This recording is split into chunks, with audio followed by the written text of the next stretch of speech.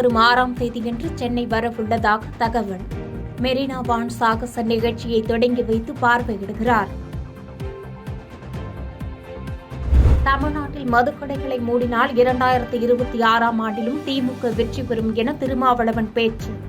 மதுவிலக்கு கொண்டுவரப்பட வேண்டும் என்ற நோக்கில் தாம் இவ்வாறு கூறுவதாகவும் மாநாட்டில் விளக்கம்.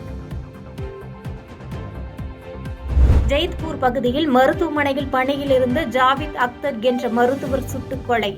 சிகிச்சைக்கு வந்த வாலிபர்கள் வெறிச்செயலில் ஈடுபட்ட சம்பவத்தால் டெல்லியில் பதற்றம். ஹரியானா சட்டசபை தேர்தலில் இன்று மாலையுடன் ஓய்கிறது பிரச்சாரம். 90 தொகுதிகளுக்கு நாளை மறுநாள் வாக்குப்பதிவு. உத்தரப்பிரதேச மாநிலம் போக்லா கிராமத்தில் டயர் தொழிற்சாலையில் பயங்கர தீ விபத்து. தீ விபத்தால் ஏற்பட்ட வானை முட்டிய புகையால் சுற்றுவட்டார பொதுமக்கள் அவதி. நள்ளிரவில் ஜோதியை ஏற்றி வைத்து கோலாகலமாக தொடங்கியது நவராத்திரி விழா.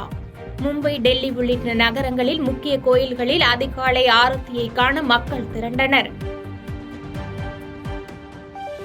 பீகாரில் வெள்ளம் பாதித்த பகுதிகளில் நிவாரணப் பொருட்கள் வழங்கிய ஹெலிகாப்டர் வெள்ளத்தில் இறங்கியதால் பரபரப்பு.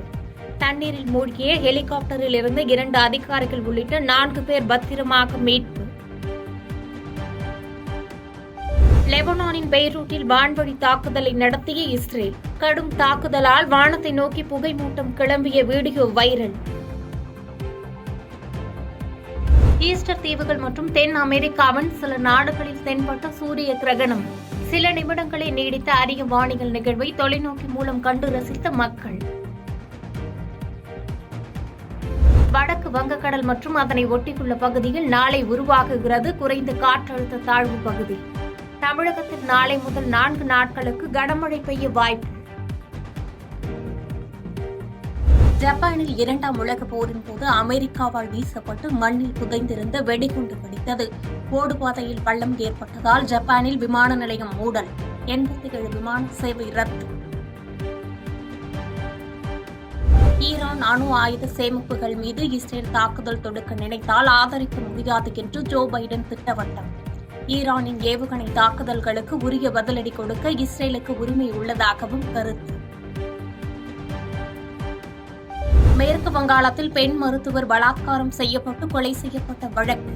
வடக்கு வங்காள மருத்துவக் கல்லூரி மற்றும் மருத்துவமனையின் மாணவர்கள் நேற்று தீப்பந்தம் ஏந்தியபடி போராட்டத்தில் ஈடுபட்டு எதிர்ப்பு. அதிமுகவிற்கு எடப்பாடி பழனிசாமி முடிவுரை எழுதிவிடுவார் என டிடிவி தினகரன் விமர்சனம். திமுகவிற்கு எதிராக முன்னாள் முதலமைச்சர் எம்ஜிஆர் கண்டுபிடித்த வெற்றி சின்னமான இரட்டை இலை இன்று திமுகவின் வெற்றிக்கு மறைமுகமாக பயன்படுவது வருத்தமளிப்பதாக பேச்சு. தமிழகத்தில் திருப்பத்தூர், கிருஷ்ணகிரி, தருமபுரி உள்ளிட்ட 10 மாவட்டங்களில் ஓரிரு இடங்களில் இன்று கனமழை பெய்ய வாய்ப்பு. சேலம், நாமக்கல், திருச்சி மாவட்டங்களில் ஒரு சில இடங்களில் கனமழை பெய்யக்கூடும் என வானிலை மையம் தகவல். பாதகம் செய்பவரை கண்டால் நாம் பயங்கொள்ளலாகாது பாப்பா. மோதி மிதித்து விடு பாப்பா, அவர் முகத்தில் உமிழ்ந்து விடு பாப்பா. அண்மை செய்திகளை உடனுக்குடன் தெரிந்து கொள்ள இணைந்திருங்கள் இயம்நாடு தொலைக்காட்சியுடன்.